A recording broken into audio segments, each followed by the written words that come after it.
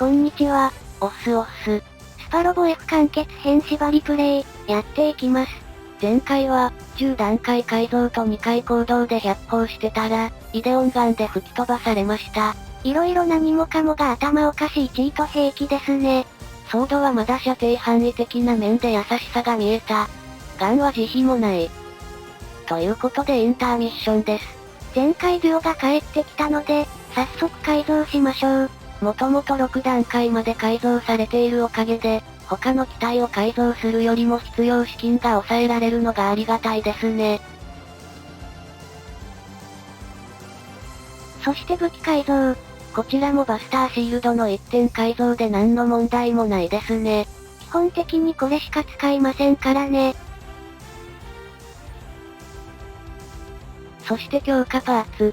今回はシナリオの都合上、デスサイズには合成に強化パーツを装備させます。ファティマを装備させて、移動力と運動性を盛ります。デスサイズの時もそうだったけど、ファティマみたいに移動力の増える強化パーツは相性バッチリですね。そして前回、ヌーベルディザードの命中率に若干の不安を覚えたので、バイオセンサーからサイコフレームに変更です。ビギナギナはクリスが乗ってるのもあって、命中率は融通が効きやすいですからね。ちなみに今回乗り換えはありません。ケイラのレベルをさっさと上げるまでは、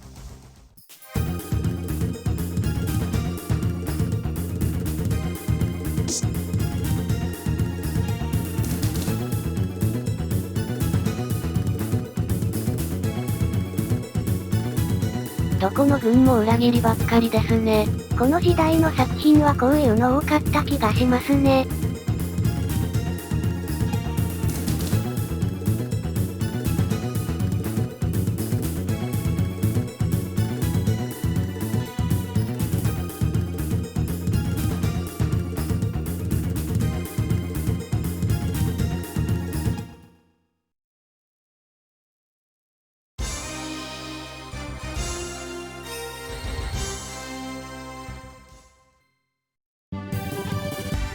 これで終わりだ。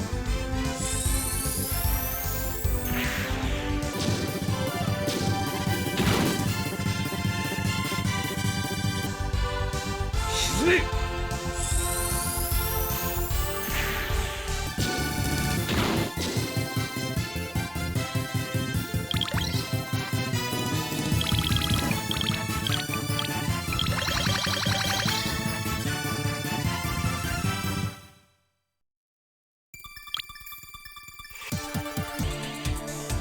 そこか。少しはできるな。ここからでは反撃できる。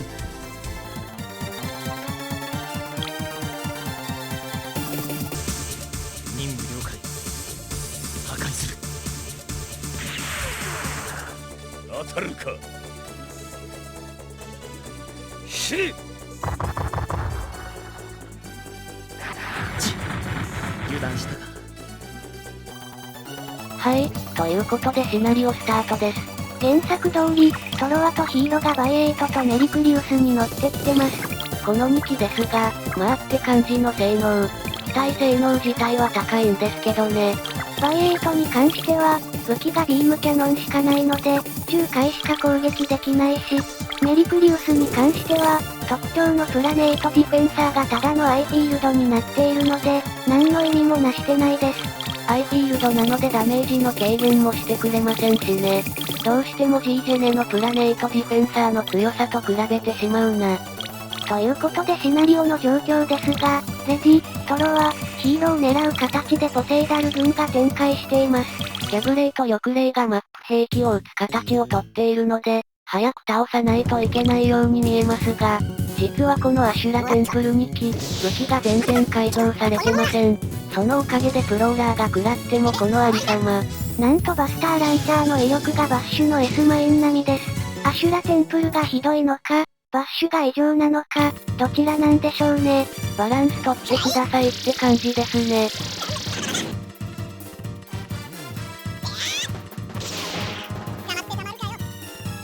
ちなみにグルーンは結構いい火力をしているのですが、中身が発射なのでいつも通りです。敵唯一の宇宙に出てくる宇宙 B の発射さん。こういう味方 NPC がいるステージだと、弱気のパイロットが多い我が軍には痛手です。敵の気力が上がり、こっちの気力が下がるだけですからね。バイ8結構いい火力出しますね。威力だけはそれなりにあるからな。設定を気にしたのか、ウィングガンダムのバスターライフル並みの攻撃力は持ってるようだな。でも、戦闘アニメがビームライフルと一緒なのはさすがにおかしいと思いますけどね。普通に考えてバスターライフルとかと同じやつでよかったよな。あのぶっとい砲身から細いビームが出てくる瞬間、いつ見ても違和感しかない。そう簡単にはやられません。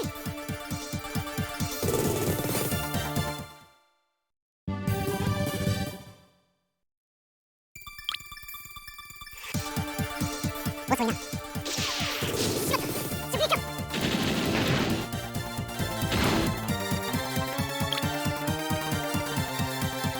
俺のチェック、次だ。少しはできるな。ここからでは反撃できる。バッシュの攻撃が結構痛いので、減らしてくれるのはありがたい。何より大事なのはトロワとヒーロの火ダメを減らすことなので、倒してくれてよかった。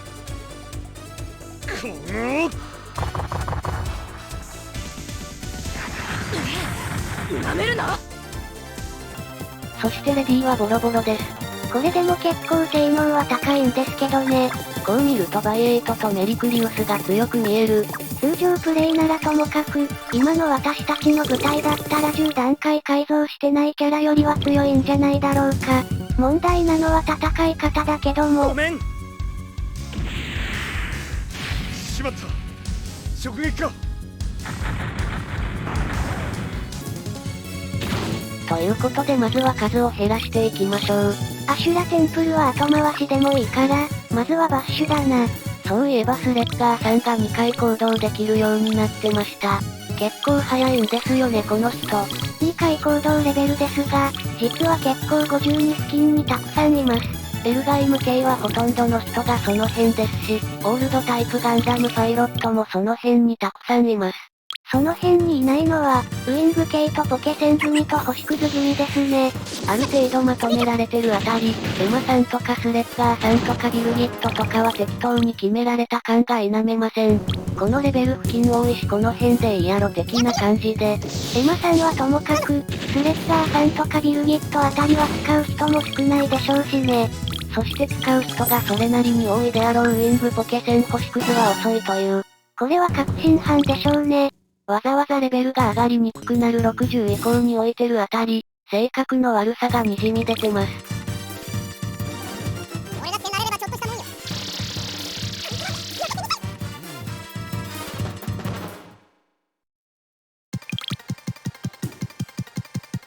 それでも終わりだ。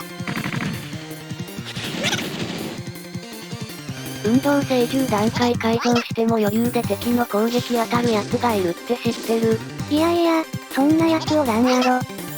いるの？しかもそいつ主人公らしいぞ。はっはっは、そんなバカなことあるわけないじゃないか。死ね。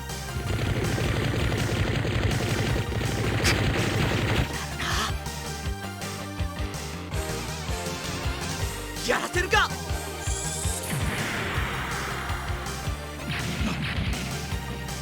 押されている。こいつ本当に避ける気ないな。まあ10段階改造のメインは当てることですから。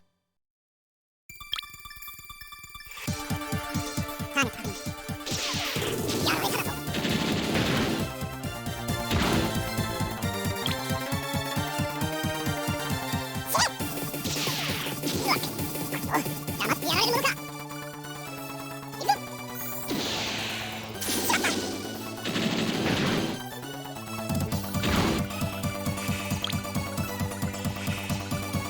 遅いな。押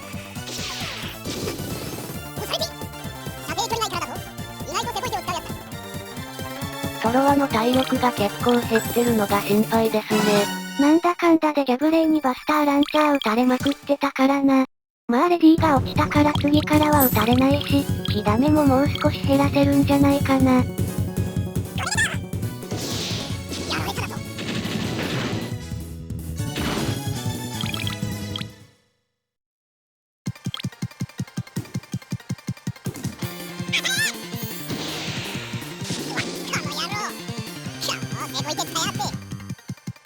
発射のブルーンが強化型のブルーンになってるな。簡単に言うと、HP がめちゃくちゃ増えて走行なども高くなってるやつです。この野郎なんだけど適正 B のくせにこの硬さか。無駄に硬いな。発射のくせに生意気な。しかも攻撃力はなんだかんだであるので、ひらめきを使わざるを得ないというこの。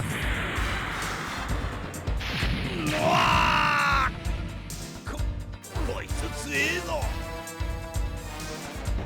落ちろっつってんだろ。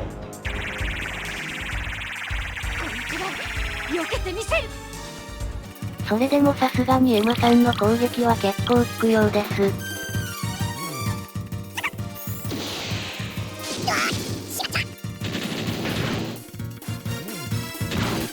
ということで邪魔な発射を撃墜。意外とポセイダル軍が前に出てきてないので、ギャブレイたちに攻撃仕掛けていきましょうか。やるではないか。もらった。そこか。バスターランチャー撃ちまくってたからか、エネルギーが切れそうですね。攻撃も痛くないし、適当に時間潰しながら攻撃してればそのうち倒せそうな感じ。射程距離内からだぞ。意外とセコい手を使うやつだ。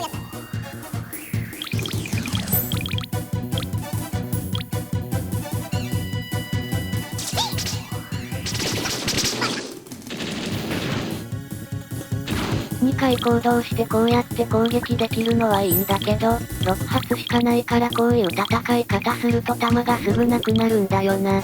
弾数制の定めですね。ということで各種精神コマンドをかけております。キースは狙われないように隠れ身必須。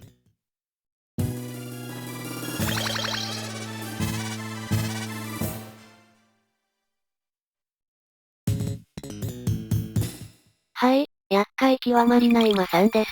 魔さんといえば強化兵。ということで今回もエルメスたくさんです。しかも困ったことにこの人たちは余裕の2回行動です。このため、ジオはせっかく10段階改造したのに今まで出番がなかったわけです。ちなみにデスサイズヘルですが、運動性を10段階改造することでジオの能力と合わさり、凄まじい回避率を得ます。その様はさながらニュータイプのごとく。これだけのビットを避け続けてる時点で、軽くヤバいことしてますね。もちろん回避を選択してない理由はこういうことのためです。一気弾するかわかりませんからね。ちなみにこの第3軍の DC ですが、1機でも倒すと、何を思ったか魔さんがラフレシアを4体出してきます。4体って、量産するもの完全に間違えてますね。確実にバランスとかいろんなものを投げ捨ててます。一応、5 EP には魔さんたちは帰ってくれるので、それまで耐えれば問題はないです。とはいえ、こんなヤバい命中率とヤバい威力の攻撃、今はジオが抑えてくれてるけど、後ろに攻撃されたらひとたまりもないです。やらせん。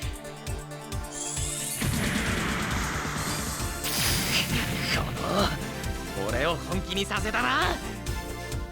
そしてなんかさらっとシャリアブルがいました。いつも通り強化兵だと思った。ということでなんとかギリで耐えました。思いっきりギリギリですね。結構避けてくれてこんな感じなので、次も同じことしろはぶっちゃけきついです。か乱かけるって選択はありますが、さっき言ったように後ろが狙われたら一瞬で崩壊します。ということで、こちらが取る選択は一つ。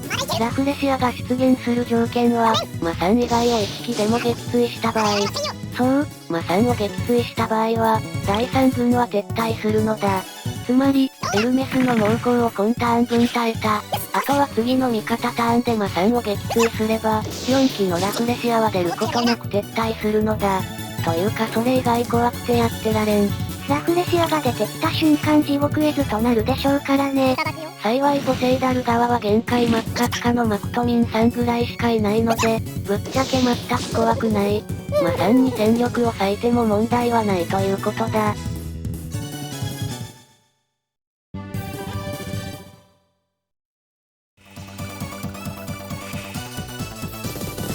というかシャリアブルのパイロット性能が半端ない。これでも元はエマさんとほぼ変わらない数値だって言うんだから、ニュータイプ補正は改めて化け物だと思わされるな。ということで3撃破に向けてだが、なるべく数を減らしたいので、覚醒光を向かわせよう。スーパー、イヤ人にでも覚醒したんでしょうか。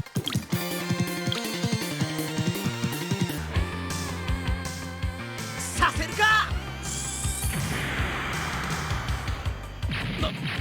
なんというパワーだ。ここからでは反撃できん。一撃で瀕死です。さすがは魂の強化力。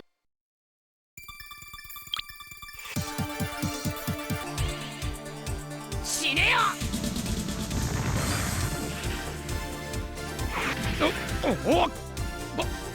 バカな。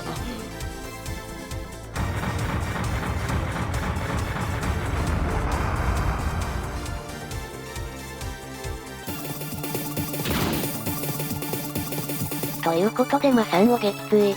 そして危険物の強化兵たちは全撤退です。助かったぜ。正直さすがに誰か一人くらいは落とされるのを覚悟してたけど、デュオの尽力でなんとか誰も落ちなかったな。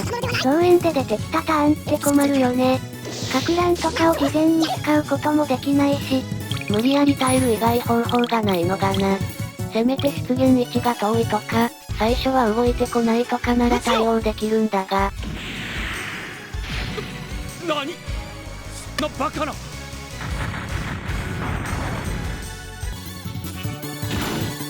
TC のことに四苦八苦してる間にジャブレイを撃墜。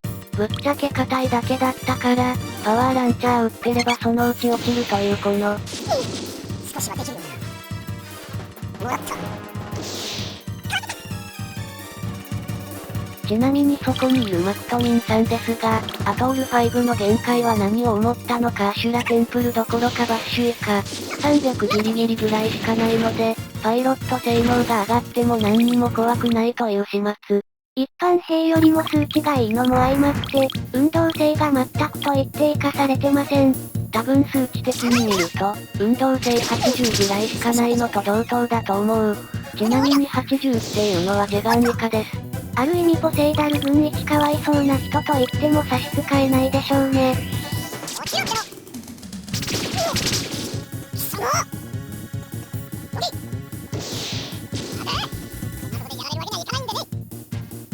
さて、緑霊さんに意外と手こずってます。熱血かけたインコムで結構出たから普通に撃ったんだけど、びっくりするぐらい効きませんでした。盾でもされたかな。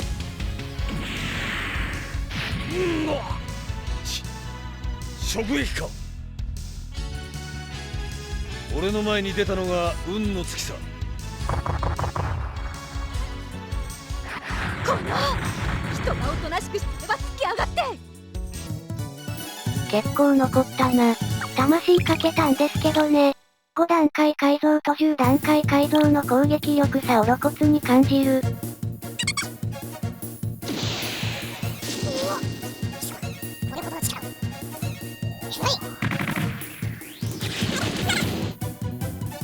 このありさまです。悲しくなる。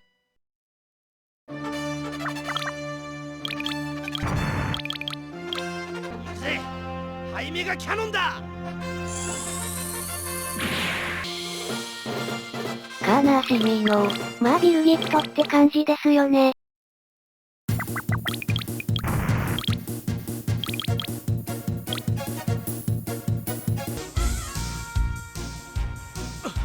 俺だって見切った。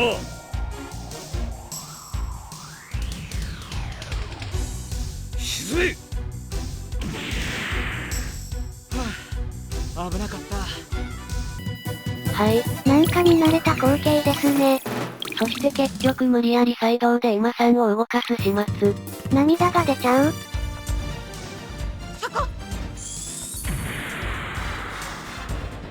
なんだバカな。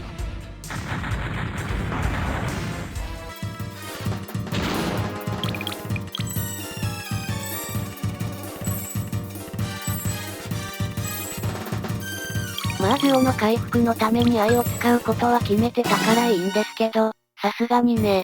もうちょっと頑張りましょうって感じだな。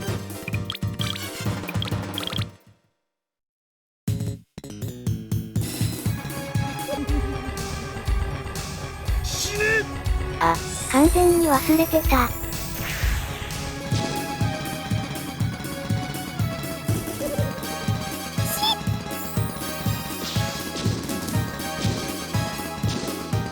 ゴラオンがさすがに結構減ったな。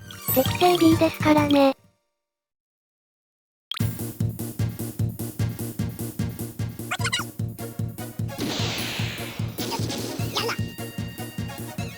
これでどうだ。グラシブユさん久々に見た気がする。また帰ってきたんですね、あの悪夢が。そしてこいつら相手なら結構ダメ出るもんだな。抑霊が硬すぎなだけですね。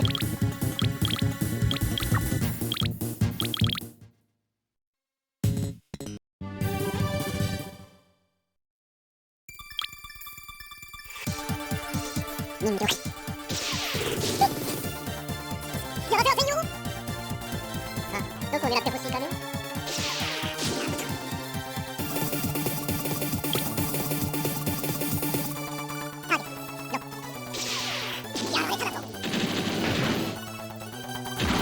なんかマクトミンさんが一人でエネルギー切れ起こしてますね。調子に乗ってバスターランチャー2回も撃つから。まあアトール5はパワーランチャーが弾数制なので、反撃とかには問題ないですけどね。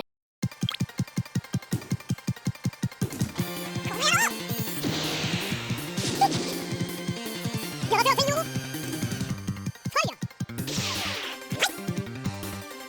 ひらめきかけてないのに降参に 0% ですか。単純に抑霊との命中率差が 50% 近くあるってことですね。というか雑魚イカなのではこれ。もはや遊んでるレベルですね。ということでビームコートも貼れなくなりました。アトール5が完全におもちゃになってます。あの強かったアトール5はどこに？ジャブローに置いてきた。実際あのジャブローに出てきたアトール5は8段階改造とかされてたしな。あった口ほどにもない綺麗な流れ星にしてやるぞ。なんだこんなとこでやられるわけにはいかないんでね。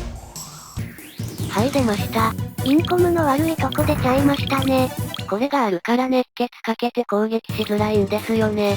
というかインコムの切り払いかっこいいな。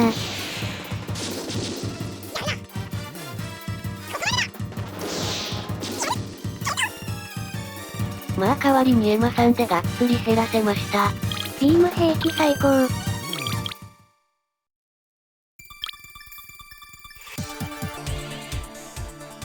うかつに俺に近づくやつは死ぬぜ。甘いのだよ。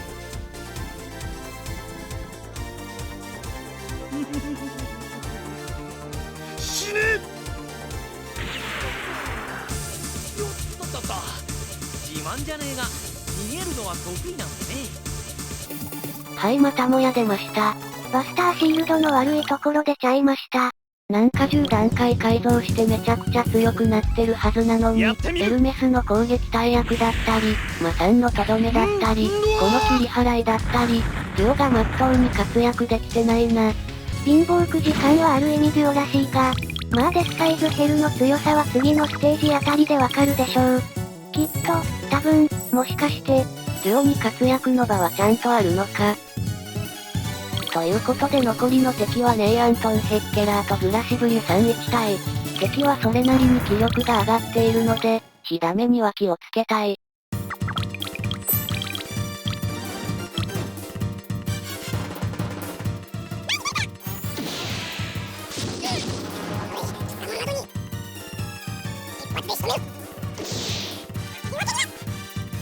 とりあえずエマさんの熱血メガ粒子砲でアシュラテンプルはどっちもある程度減らせたな。動力部だけを狙って行け。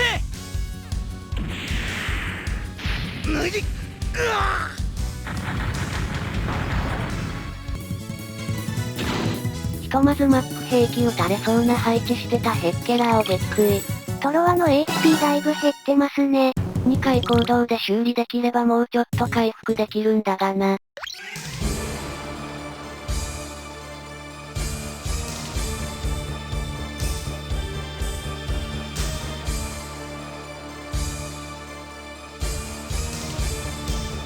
言いたいことそれだけか。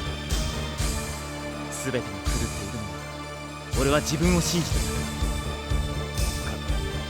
お前を殺す。ということでカトルくん登場です。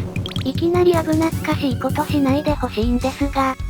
怖いんだね、死ぬのが。だっ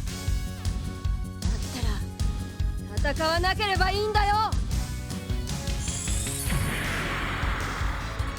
当たんないよーだ。アムにひらめきかかっててよかった。ちなみに前回出てきたウイングゼロは全ステータス10段階改造済みでしたが、ここのウイングゼロは全ステータス無改造です。なので、どれをとっても普通の性能。まあ攻撃力は無改造でも高いので、当たるとやばいですが、正直逆にトロワとかが落としてしまわないか心配である。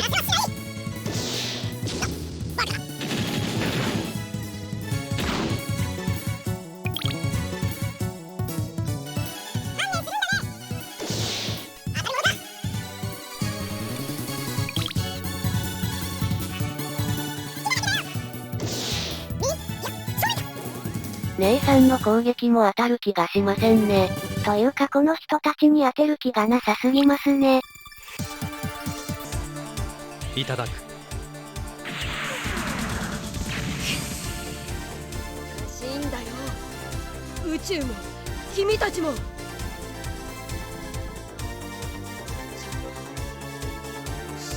ないでよ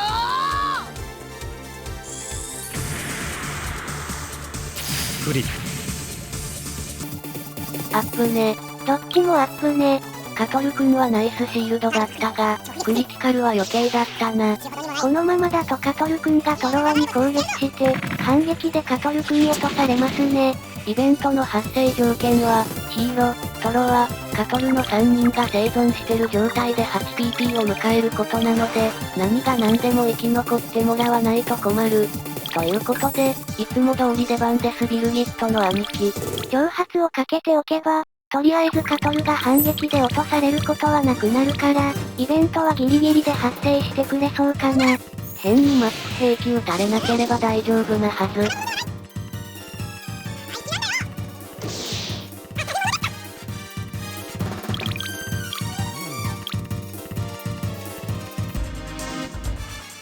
これなら。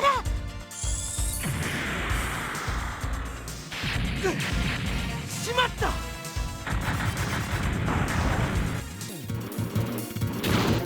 ひとまずアントンを撃墜。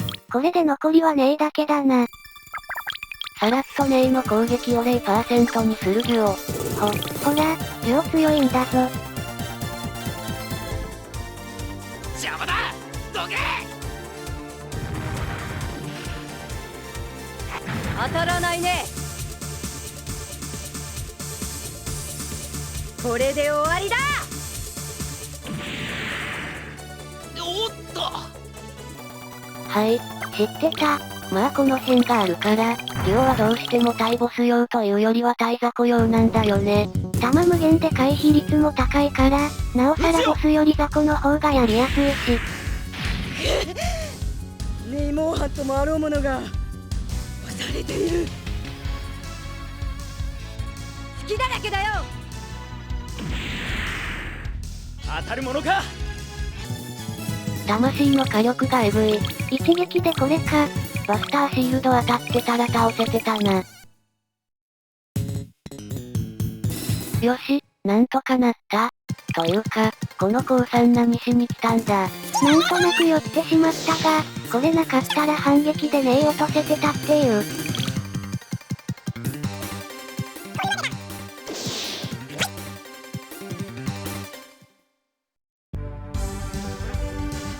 カトル、こちらトロワだ。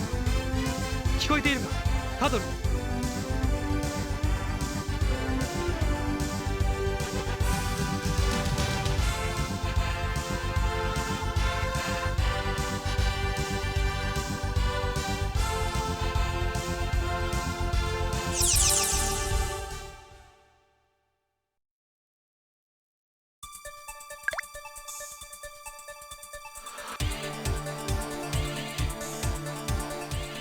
僕の邪魔をするんだよ。死ぬよ。フリル。戦闘レベルターゲット確認。排除開始。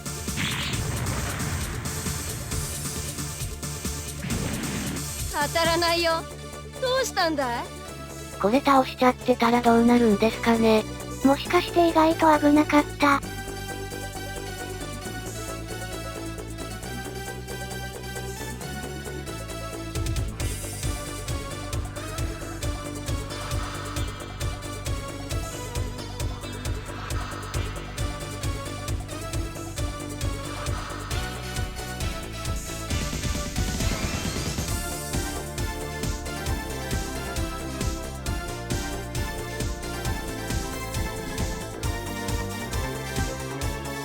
甘い。ハドルをいじめるなよ。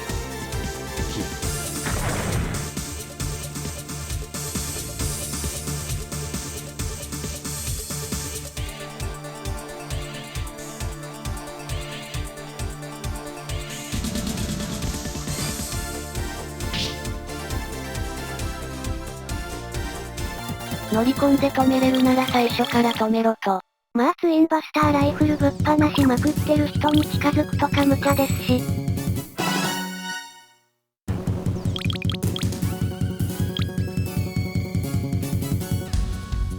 やってみる。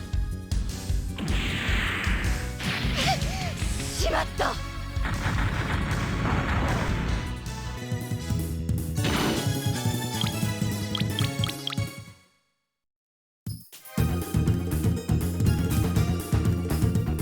メガネをかけると、図は、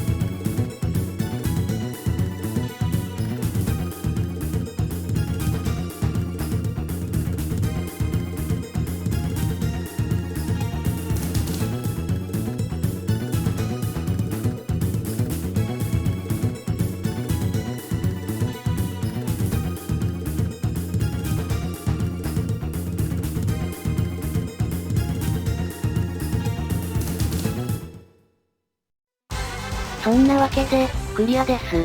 ちなみにヒーローたちは原作ではこの後色々あってサンクキングダムへ行きましたが、さっき言っていた通りサンクキングダムはすでにミリアルド側なので、リリーナに出番はありません。リリーナ、最初の頃は出番あったのにな。いつの間にか日陰者に。ということで今回はここまで。ご視聴ありがとうございました。